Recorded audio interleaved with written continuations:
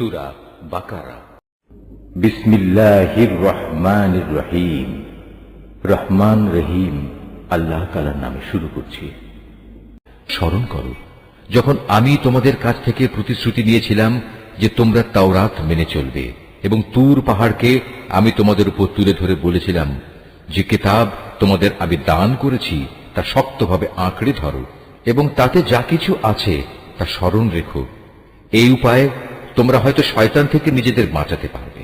অতঃপর তোমরা এ ওয়াদা থেকে ফিরে গেলে, কিন্তু তা সত্ত্বেও আমার অনুদান ও রহমত যদি তোমাদের উপর না থাকত তাহলে তোমরা অবশ্যই ধ্বংস হয়ে যেতে।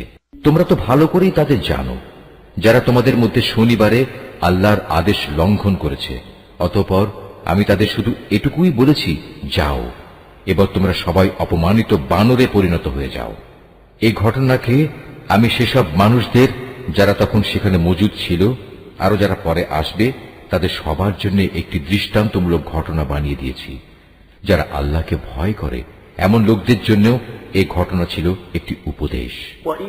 আরো স্মরণ করো যখন মূসা তার জাতিকে বলল, অবশ্যই আল্লাহ তাআলা তার নামে তোমাদের একটি গাভী জবাই করার আদেশ দিচ্ছেন। তারা একথা শুনে বলল, হে মূসা, তুমি কি আমাদের সাথে তামাশা করছো? সে বলল, আমি তামাশা করে জাহেলদের দলে শামিল হওয়া থেকে আল্লাহ তাআলার কাছে পানা চাই।